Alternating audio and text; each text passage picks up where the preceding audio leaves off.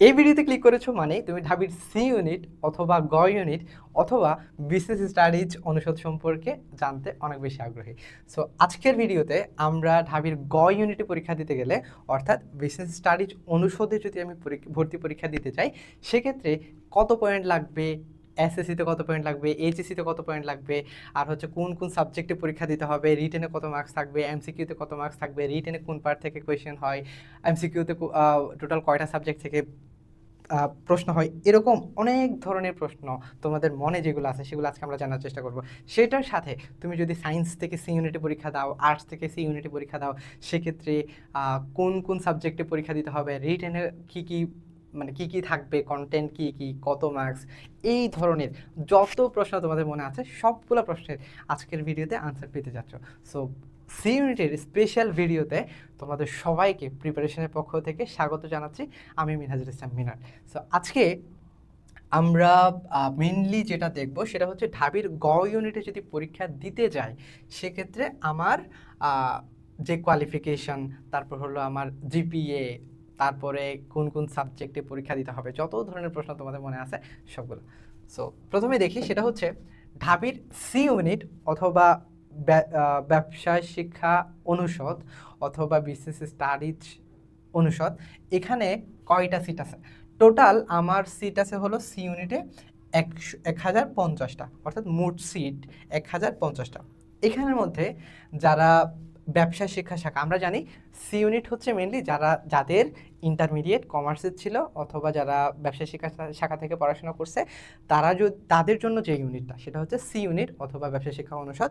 So যাদের ইন্টারমিডিয়েটে commerce ছিল অথবা ব্যবসা শিক্ষা শাখা ছিল তাদের জন্য টোটাল 930টা, একদম টোটাল 930টা সিট থাকে। অর্থাৎ যারা ইন্টারমিডিয়েটে কমার্স নিয়ে পড়াশোনা করছে এবং ঢাবির সি ইউনিটে পরীক্ষা দিবে তাদের জন্য 930টা সিট আছে।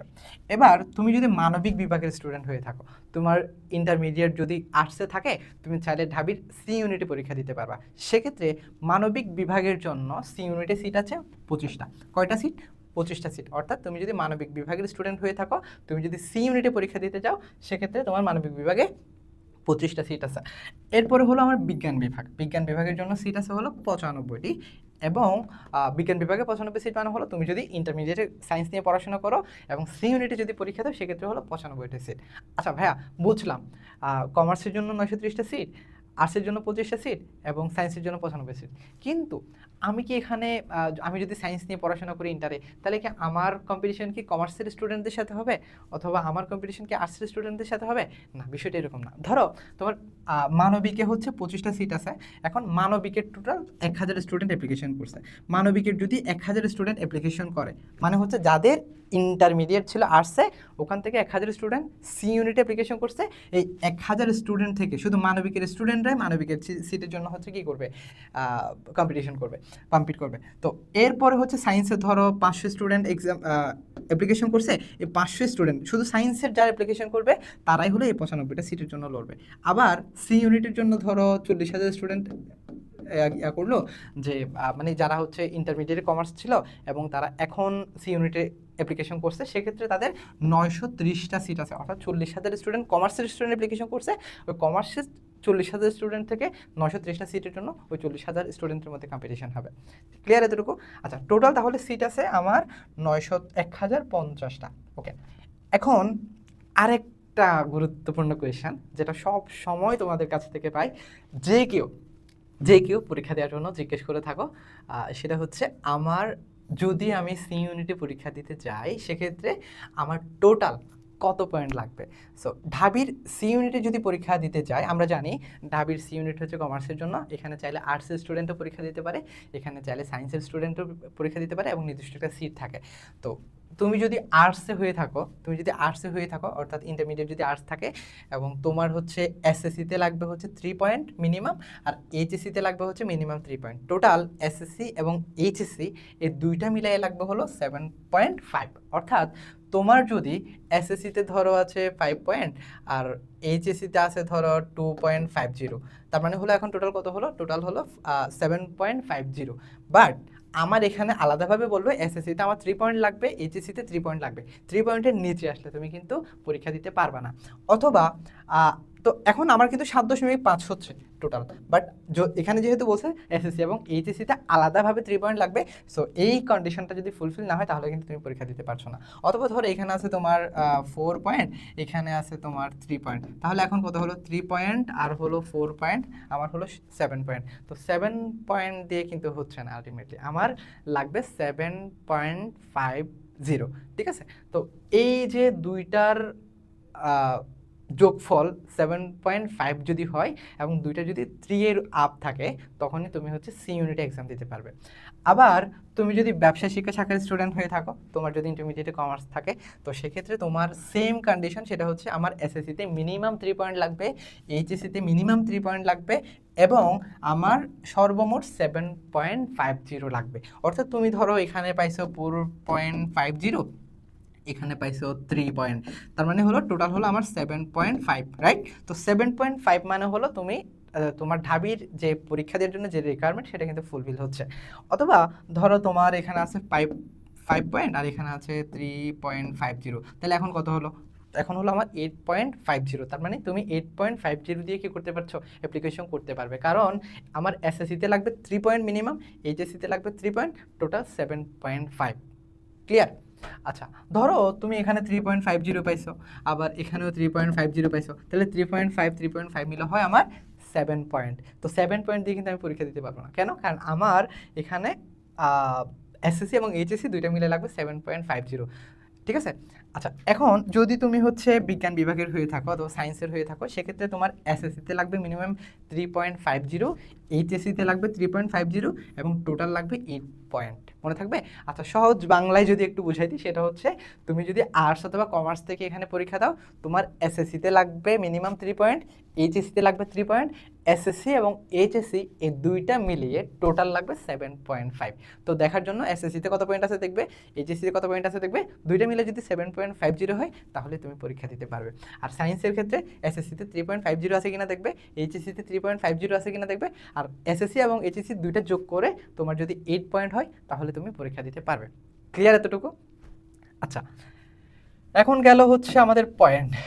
এবার যেটা দেখবো সেটা হচ্ছে, আমরা জানি সি ইউনিট হচ্ছে কমার্সের জন্য মেইনলি, সো কমার্সের স্টুডেন্টদের জন্য টোটাল এখানে হচ্ছে সি ইউনিটে 60 নাম্বারের হচ্ছে আমার এমসিকিউ থাকবে এবং 40 নাম্বারের থাকবে হলো রিটেন। হ্যাঁ, 40 নাম্বারের আমার রিটেন থাকবে।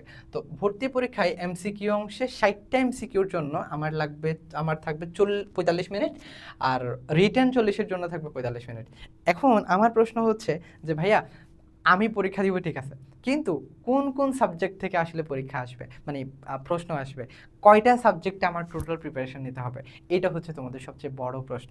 সো দেখো, এখানে যদি তুমি ঢাবির সি ইউনিটের অর্থাৎ ব্যবসা শিক্ষা শাখা থেকে, তোমার যদি ইন্টারমিডিয়েট যদি ব্যবসা শিক্ষা শাখা হয় এবং তুমি যদি পরীক্ষা দিতে চাও, তাহলে তোমার কত পয়েন্ট লাগবে, মানে কয়টা সাবজেক্টে পরীক্ষা দিতে হবে, সেটা হচ্ছে প্রথমে তো হচ্ছে বাংলা থেকে থাকবে আমার 12টি এমসিকিউ, 12 নাম্বার, বাংলা 12টি এমসিকিউ 12, ইংরেজি থেকে 12টি এমসিকিউ, হিসাব বিজ্ঞান থেকে 12টি এমসিকিউ, ব্যবসায় সংগঠন, ব্যবসায় নীতি প্রয়োগ মানে হলো ব্যবসায় সংগঠন এবং ব্যবস্থাপনা, এখান থেকে 12টি, এবং ফিনান্স অথবা মার্কেটিং, তোমার যদি ইন্টারমিডিয়েটে ফিনান্স থাকে তাহলে ফিনান্স থেকে আসবে 12টি এমসিকিউ, আর মার্কেটিং যদি থাকে তাহলে মার্কেটিং থেকে আসবে 12টি এমসিকিউ। অর্থাৎ এখন তুমি যদি হচ্ছে ফিনান্স মার্কেটিংটা নাও, মানে হচ্ছে যে কোনো একটা, তুমি চাইলে ফিনান্সের প্রশ্ন ওখানে দেওয়া থাকবে, মার্কেটিংয়ের প্রশ্ন ওখানে দেওয়া থাকবে, তোমার এখান থেকে তুমি যেটাকে প্রেফার করো, যেটা প্রিপারেশন নিছো, তুমি যদি ফাইন্যান্স পড়ে থাকো তাহলে ফাইন্যান্স দাগাবা, আর যদি মার্কেটিং পড়ে থাকো তাহলে মার্কেটিং দাগাবা। তার মানে হলো আমার টোটাল সাবজেক্ট হলো 5টা, 1 2 3 4 5, প্রত্যেকটা সাবজেক্ট থেকে আমার 12টি করে এমসিকিউ আসবে, টোটাল আমার এমসিকিউ থাকবে 60 নাম্বার। ক্লিয়ার এতটুকু? এটা হচ্ছে যারা ব্যবসা শিক্ষা শাখা থেকে আর সি ইউনিটে পরীক্ষা দেবে। সো তোমরা যারা আর্টস থেকে পরীক্ষা দাও অথবা সায়েন্স থেকে পরীক্ষা দাও, তোমাদের ব্যাপারটাও আমরা পরে আলোচনা করছি, ঠিক আছে? তো এখন হচ্ছে আমরা দেখব সেটা হচ্ছে যে এটা হলো আমার এমসিকিউ পার্টের ব্যাপারটা আমি বসছি। এখন আমরা রিটেন পার্টটা দেখব। রিটেন পার্ট আমার অথবা লিখিত অংশ, ব্যবসা শিক্ষা শাখার এটা লিখিত অংশ হলো 40 নাম্বার, আর 40 নাম্বারের জন্য আমার টাইম থাকবে 45 মিনিট। 45 মিনিটে হচ্ছে আমার বাংলা থাকবে হলো 8টি প্রশ্ন আসবে, মানে বাংলায় আমার 8 মার্কের রিটেন থাকবে, ইংরেজি 8 মার্কের রিটেন থাকবে, প্রশ্ন থাকবে 8টা।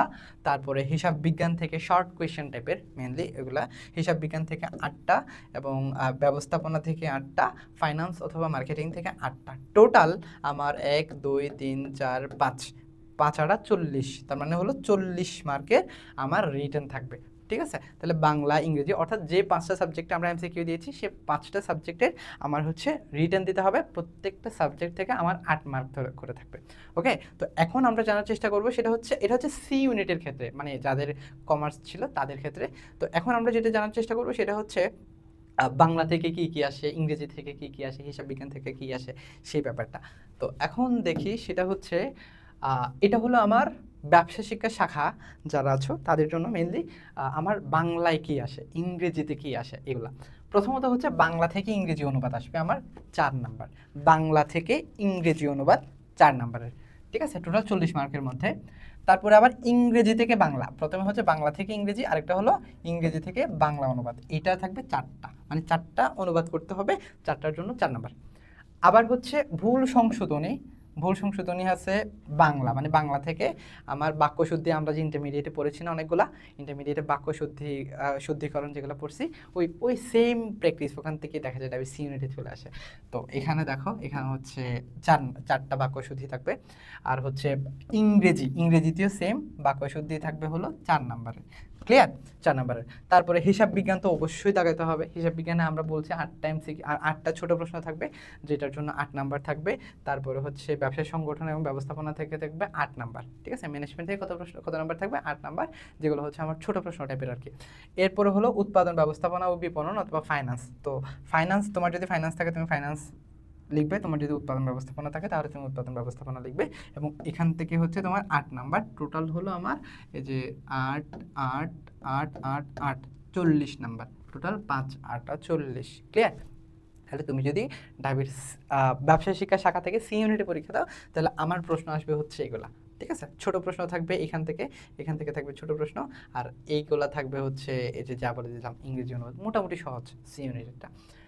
আচ্ছা, এখন আমরা যেটা দেখব, সি ইউনিটটা মোটামুটি শেষ ব্যবসা শিক্ষা শাখা থেকে যদি তুমি সি ইউনিটে পরীক্ষা দিতে চাও। এরপরে যেটা দেখব সেটা হচ্ছে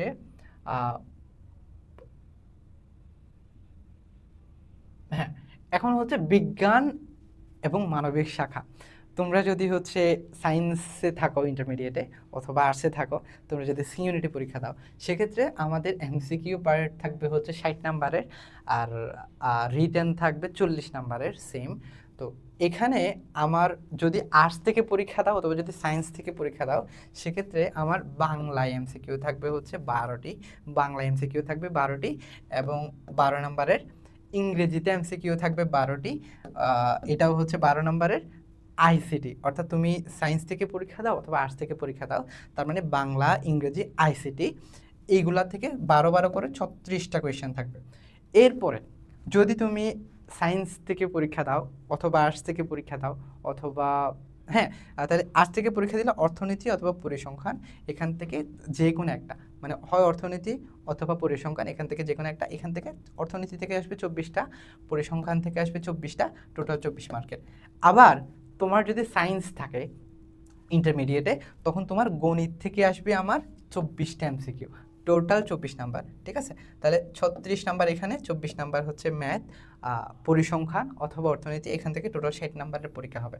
সো এখন আমার প্রশ্নটা হচ্ছে যে বাংলা ইংরেজি আইসিটি গণিত, বাংলা ইংরেজি আইসিটি গণিত, এই সাবজেক্টে 4টা সাবজেক্টে যদি তুমি প্রিপারেশন নাও সি ইউনিটের জন্য, তাহলে এটা হচ্ছে আমার সায়েন্স থেকে প্রিপারেশন নিতে হলে 4টা সাবজেক্টে বাংলা ইংরেজি গণিত এবং হচ্ছে আইসিটি। সো বইয়ের বাহিরে তেমন একটু আসে না।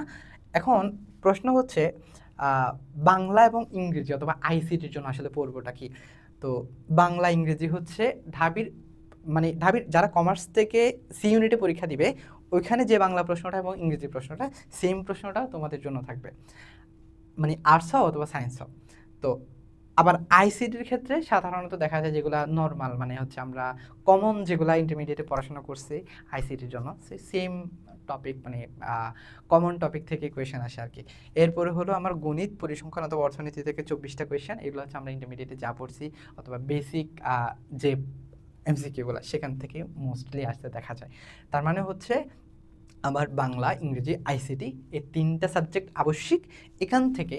আর তুমি চাইলে গণিত, পরিসংখ্যান অথবা অর্থনীতি এখান থেকে যে কোনো একটা তুমি দেখাতে পারো, মনে থাকবে। তার মানে হলো আমার টোটাল 60 নাম্বারের এমসিকিউ পার্টটা ক্লিয়ার। তারপরেও যদি তোমাদের কোনো প্রশ্ন থাকে অবশ্যই কমেন্টে জানাতে হবে আর কি। তো এতক্ষণ ধরে তোমরা যে জিনিসটা নিয়ে টেনশন করতেছো সেটা হচ্ছে বুঝলাম, এমসিকিউ বুঝলাম, কিন্তু ভাইয়া রিটেনে কি প্রশ্নটা আসবে, রিটেনে আমি কিভাবে আনসার করব, অথবা কোন কোন টপিক থেকে কত নাম্বারের প্রশ্ন আসবে। সো তুমি যদি সায়েন্স এবং আর্টস থেকে যদি সি ইউনিটে পরীক্ষা দাও, সেক্ষেত্রে আমার টোটাল 40 নাম্বারের রিটেন মার্কস থাকবে, 40 নাম্বারের রিটেন।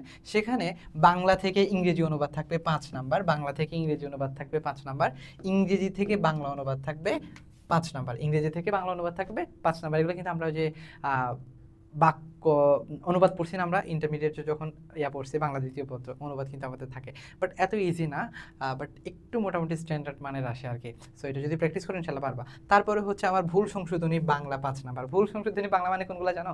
ওই যে তোমরা যখন ইন্টারমিডিয়েটে বাক্য শুদ্ধিকরণ যেগুলো আমরা পড়ছি না ইন্টারমিডিয়েটে, বাক্য শুদ্ধি, ওই বাক্য শুদ্ধিটাই হচ্ছে এখানে ভুল সংশোধনী, এখান থেকে থাকবে আমার 5 নাম্বার বাংলার ক্ষেত্রে। আবার ঠিক সেমভাবে আমার বাক্য শুদ্ধি ইংরেজিতে হচ্ছে যে কিছু ভুল দেওয়া থাকবে, সেই ইংলিশ সেন্টেন্সটাকে আমার কারেকশন করা লাগবে, সেটা হচ্ছে 5 নাম্বার।